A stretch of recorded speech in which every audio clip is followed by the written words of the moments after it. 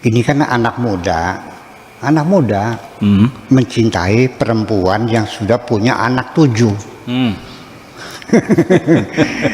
Anak 7 bapaknya beda-beda. Kalau menurut peribahasa di Indramayu, peribahasanya gula watu, gula pincian. Anak pitu, bapak sijian. Jadi anaknya 7, bapaknya beda-beda. Mungkin si anak muda ini melihat perempuan yang kawin cerai 7 kali itu, dilihatnya adalah berada di puncak penderitaan. Betul nggak? Betul. Kita melihat orang tinggal di rumah gubuk, kita menduganya orang itu menderita. Ya. Padahal belum tentu. Dia sedang berada di puncak kebahagiaan kok. Lebih bahagia daripada orang yang tinggal di rumah gedong. Betul nggak? Iya. Yang jalan kaki dengan yang naik baby benz, mana yang lebih berbahagia? Belum tentu. Itu nanti kita bicarakan. Jadi betul kita mesti berhati-hati. Jadi ini si pemuda ini tulus juga sih menyampaikan nasihat itu. Ya tulus sebetulnya. Ya karena dia cinta kok. Tapi si perempuan tadi kan juga malu, masa saya kawin sama kamu seumur anak. Bagaimana kata masyarakat nanti kan gitu. Anak udah 7 gitu. Tapi nanti ceritanya kawin atau tidak nggak tahu nih. Ini ceritanya karena silakan Anda lanjutkan sendiri ya. Nah, tetapi sebaliknya ketika ada orang anak muda yang menasihati saya, dan saya sering mengalaminya, anak umur 30, 35, saya kan sudah 75 tahun usia saya. Dinasihati anak muda yang berusia 35, kan bedanya 40 tahun. Saya kan banyak makan garam. Saya di luar negeri 20 tahun. Ya, keliling Eropa, keliling Afrika, keliling Asia. Dinasihati anak muda yang berumur 35 tahun. Bagaimana sikap saya? Tadi betul, kalau nasihat orang ya ngukur dong, ya kan gitu. Nah, ketika saya yang diperlakukan seperti itu, saya tidak akan menjawab seperti perempuan ini. Ya. Apa yang kau nasihatkan kepadaku sudah kujalani semuanya dan sudah kucicipi semuanya. Enggak dong. Saya lebih memilih pura-pura tidak tahu. Saya hanya tetap manggut-manggut. Oh gitu. Iya. Terus oh gitu. Iya. Karena saya tidak ingin orang itu merasa terganggu ketika berbicara. Karena saya ingin membahagiakan orang yang sedang berbicara dengan saya. Maka saya tetap menjaga diri sebagai pendengar yang budiman, seolah-olah saya tidak tahu.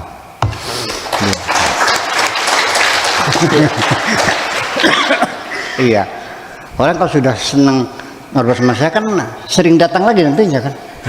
Iya. Nah itu. Dan kemudian ini yang penting lagi, bahwa ternyata akhirnya sikap pasrah diri kepada Tuhan secara total, siap menerima diberi apa saja, siap melaksanakan tugas apa saja. Yang penting kita selalu minta ampun kepada Allah. Ini salah satu jalan kebahagiaan kita sesungguhnya. Karena ini singkat saya mengatakan di halaman 8 itu, tidak ada di dunia orang yang sengsara. Saya ulangi lagi, tidak ada di dunia orang yang sengsara. Yang ada hanya karena terbentuknya pemikiran manusia itu sendiri yang menyebabkan jadi menderita. Karena pikiranmu lah engkau menderita, bukan Tuhan yang membuat engkau menderita. Sekarang kamu tidak punya mobil, tidak punya motor, menderita enggak? Menderita. Dulu nenek moyang saya enggak punya mobil, enggak punya motor, menderita enggak? Enggak. Tidak punya TV, tidak punya radio, tidak punya HP, sengsara enggak? Enggak. Nenek moyang saya dulu nggak punya HP, nggak punya TV, punya radio, tertawa terbahak-bahak sampai 7 rumah terdengar, malam tidurnya mendengkur. Jadi di mana masalahnya? Dari pemikiran yang ada pada dirimu sendiri. Semakin banyak engkau punya keinginan, semakin menderita hidupmu. Iya, makanya jalan menuju itu cobalah disederhanakan keinginan-keinginanmu itu. Bukan berarti tidak berkeinginan, silakan berkeinginan, tapi ya ada skala prioritas. Mana yang penting, mana yang tidak penting. Yang penting juga diseleksi lagi mana yang benar-benar dibutuhkan, yang sangat diperlukan. Ada yang tidak.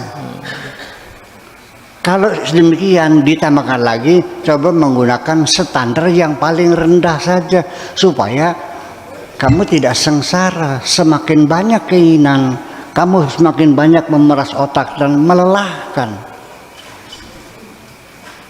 Iya, kalau kita punya keinginan terlalu tinggi juga akan melelahkan. Sebab kalau sudah punya keinginan dan tidak tercapai, kamu kecewa.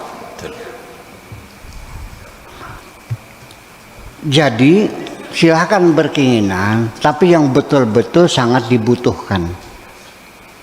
Dan juga standarnya paling rendah. Anda butuh makan enggak? Butuh. Yang penting asal kenyang. Murah atau mahal? Murah. Anda perlu pakaian? Perlu. Yang penting bisa menutup aurat. Murah atau mahal? Murah. Murah. Anda perlu rumah kan? Perlu makan. Yang penting asal tidak bocor. Murah atau mahal? Murah. Anda pengen istri? Ya. Butuh kawin? Yang penting asal perempuan. Nah, ketika yang dapatkan itu semuanya murah meriah, hidup ini semakin nyaman. Adapun kita minta kepada Allah yang penting perempuan, ternyata dikasih perempuan yang cantik kayak Dewi Persik, ya alhamdulillah. Barangkali kalau orang Banten ya Dewi Persik tuh ya, orang Banten ya, alhamdulillah. Itu saya kira semacam itu. Jadi sejak kapan kita ini sengsara nggak punya TV? Karena kamu pernah kepengen beli TV tapi tidak terlaksana, betul nggak? Yeah. Nah, sejak kapan engkau pengen beli TV? Sejak matamu melihat TV. Ketika belum ada TV, pengen TV enggak? Tidak. Jadi dari mana sumber keinginan itu? Dari matamu sendiri. Kepengen beli. Dan orang yang advertensi sendiri juga kadang-kadang tidak pakai moral. Memaksa orang untuk melihat produknya. Dipasang membentang di tengah jalan sebesar gajah, ya di spot pakai spotlight lagi, pakai videotron lagi, memaksa kita untuk melihat iklan itu.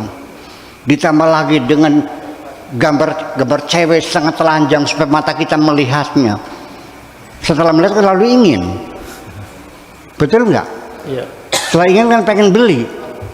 Iya, itu kan ngebohongin kamu semuanya itu.